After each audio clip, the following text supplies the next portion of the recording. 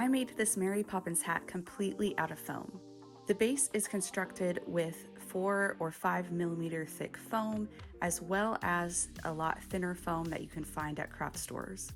And the flowers and berries are made from molding foam, which you can also find at any craft store. It's great because it air dries and it's really quick and easy to work with.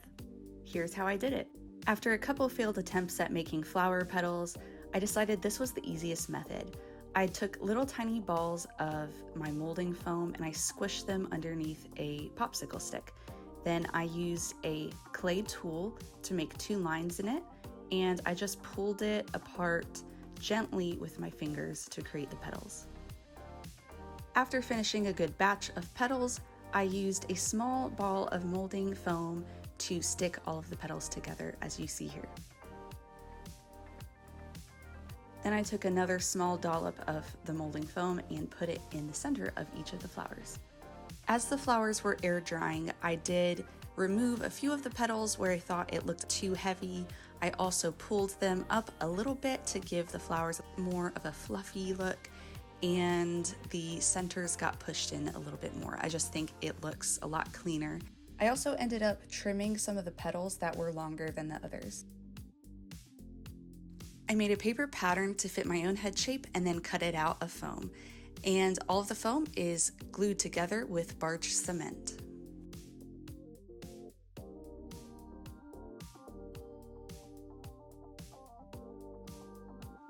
I added some hot glue to the inside of the hat just to give it a little bit more stability.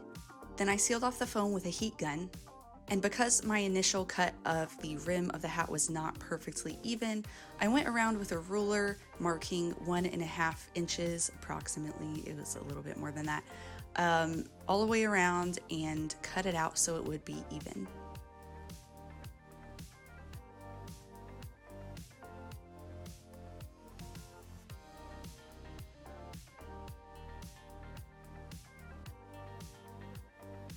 To make the hat a little bit more detailed, I decided to cut some strips of the thin foam and weave that and then overlay that over the entire hat. None of my cuts were really perfect because when you weave it together, you're not really going to notice. Here I started to weave the pieces that would go around the edge of the hat. It's much easier to do this on a flat surface to begin with, and then once you get a good start on it, you can add it to the hat and continue weaving from there.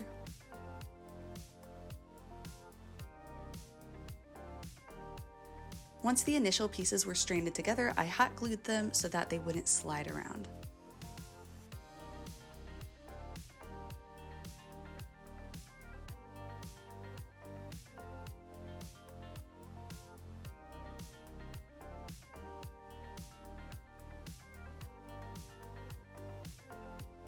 I trimmed the edge as straight as possible so that it would snugly fit around the hat.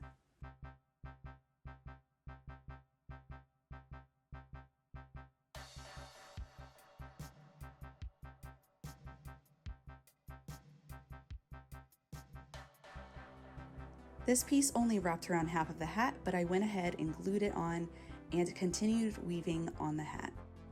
Be sure that you don't trim off the excess foam on the long ends because you can use those to continue your weave.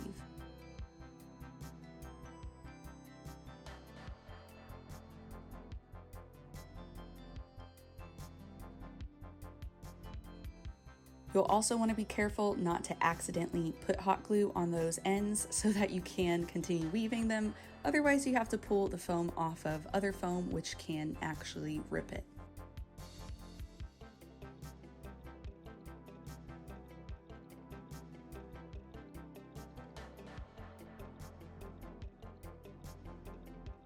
When you continue adding pieces to your weave, you're just going to do exactly what you did when it was lying flat, but this time you're going to have to add some pieces lengthwise.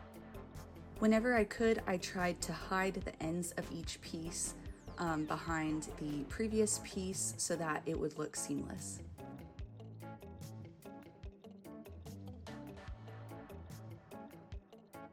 I repeated this process for the top and the rim. While you do this, you're going to definitely want to find a good program to watch or a podcast to listen to or something, because this takes forever, but it can be very enjoyable and relaxing in its own way. While I was making this, I was watching the super long GT Live fundraiser live stream from last year. They were able to raise over $3 million for St. Jude. And they're doing the same fundraiser this year, so I'm really excited about it, and you should go check it out. They always have a lot of guests, and I heard that this year is going to be even bigger than last year, which I can't believe because it was pretty big. They had a lot of influencers, YouTubers, gamers on there, and it was really entertaining and fun to watch. If you've never heard of GT Live or Game Theory or Film Theory, Food Theory, and whatever other channels that they have at this point, I will leave the links down below so you can go check them out. So after every section of weave, I went in with my hot glue gun and made sure that there weren't any loose ends sticking up. That can just look really messy and cause picks and stuff to happen, so you want to make sure that all the ends are secure. This was definitely the hardest part to weave because I had to go in a circle, and once I got to the other side, not everything matched up perfectly, but you just kind of wiggle things around until it looks right. 100% the most satisfying part of this build was cutting the rim.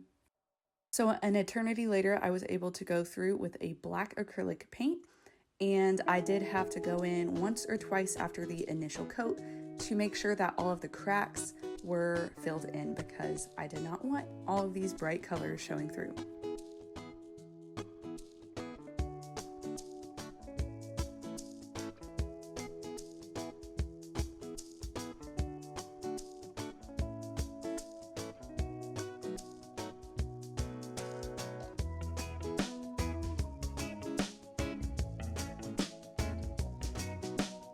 Now's the really fun part. So I used the molding foam to make small cranberries.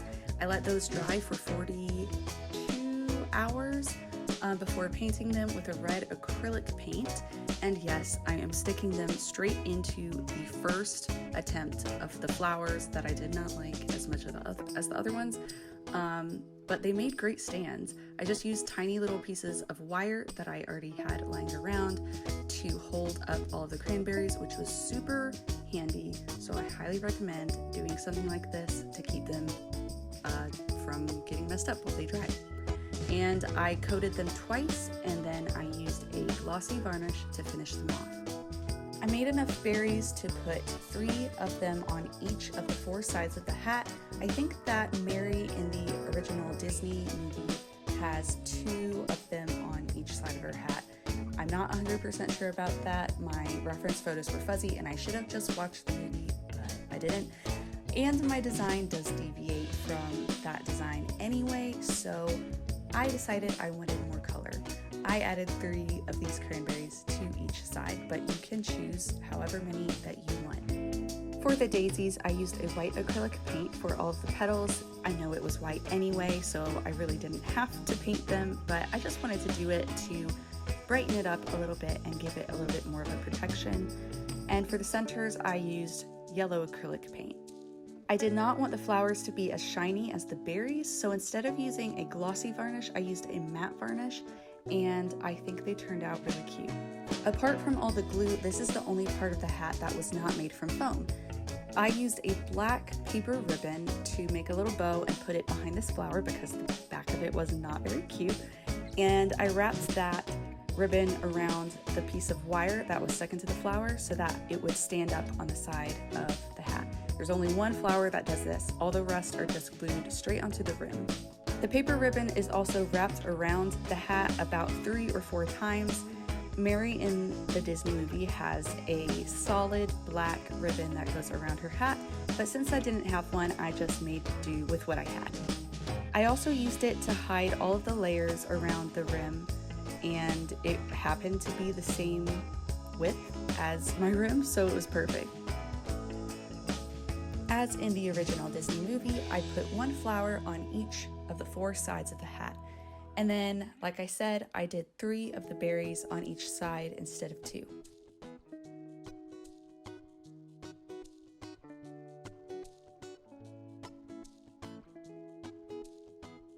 Here is the completed hat. I love how it turned out. I think it is so cute. And since it's around Halloween time, I want to know if you're being Mary Poppins for Halloween, or if you're doing another hatted character, or if you're just stumbling upon this video and watching it just cause. Whichever of these you are, I'm thankful you're here. Thank you for watching this video, and I'll see you next time.